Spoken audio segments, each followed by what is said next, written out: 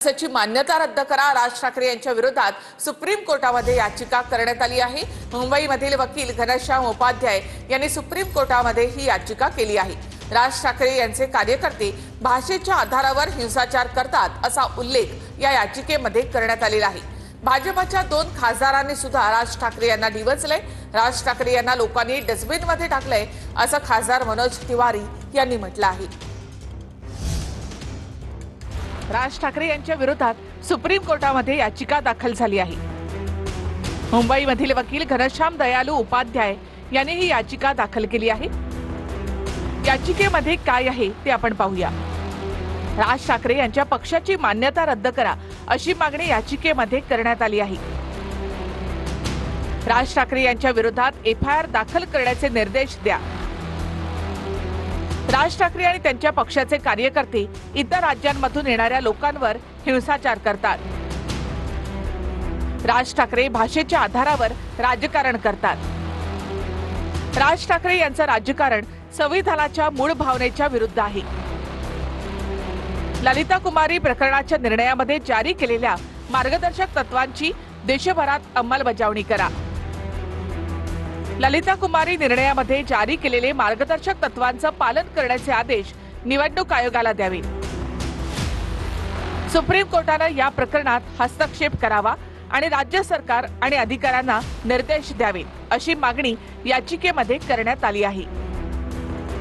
ललिता कुमारी प्रकरणामध्ये सुप्रीम कोर्टाने काय म्हटलं होतं तेही पाहूया। दखलपात्र गुन्ह्याची माहिती मिळाल्यावर पोलिसांनी तात्काळ एफआयआर नोंदवावा।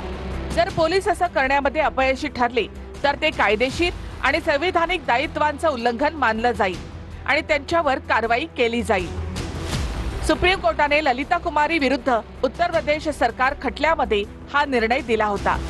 कल एक पब्लिक इंटरेस्ट लिटिगेशन के रूप में हमने याचिका दर्ज कराई है और अभी वो रजिस्ट्री के सामने पेंडिंग है और बेसिकली उसमें 2 इश्यूज हैं। एक, उनके खिलाफ एफआईआर किया जाए और उनकी जो पार्टी है उसका जो रजिस्ट्रेशन है वो रद्द किया जाए। ये मुख्य मांगे हैं उस याचिका के अंदर। उससे ज़्यादा कहना अभी ठीक नहीं होगा क्योंकि मामला सब जुडाइस है और मेरे ही ऑफिस ने फाइल किया है। जी, कर्नाटक मधला याच्यामध्ये तुम्ही बघितलं तर 20,000 रिक्षावाल्यांना, बिहारी रिक्षावाल्यांना 20,000 बिहारी रिक्षावाल्यांना का 2,000 काहीतरी 2,000 बिहारी रिक्षावाल्यांना ना हकलून दिलं।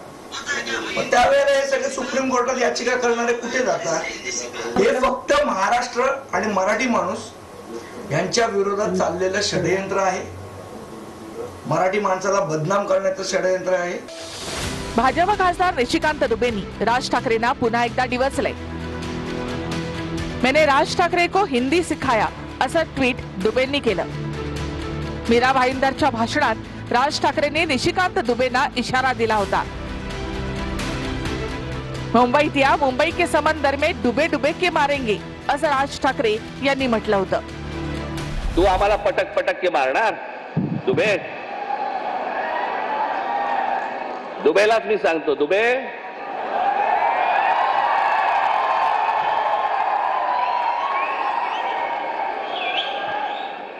तुम मुंबई में आ जाओ।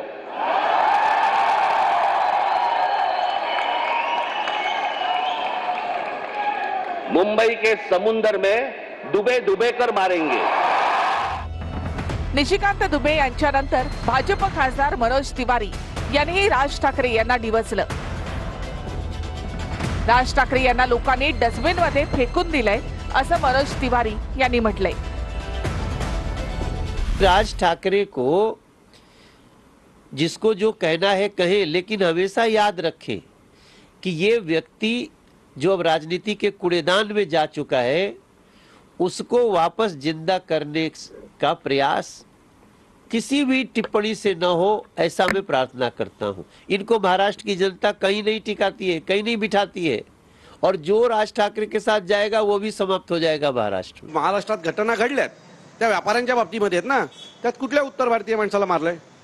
पण ह्या लोकांना सतत चर्चेत राहायचंय, या लोकांना तिथलं त्यांचं राजकारण पाहायचंय म्हणून हे लोक सतत राजसाहेबांच्या विरोधात बोलतात आणि तिकडे त्यांचं महत्त्व वाढवतात। खरं तर त्यांना त्यांच्या गावात कोण कुत्रा विचारत नाही, पण सतत राजसाहेबांबद्दल बोलून त्यांनी त्यांचं महत्त्व वाढवण्याचा ते प्रयत्न करतात। मला वाटतं या लोकांचा मेंदूच गुडघ्यात आहे।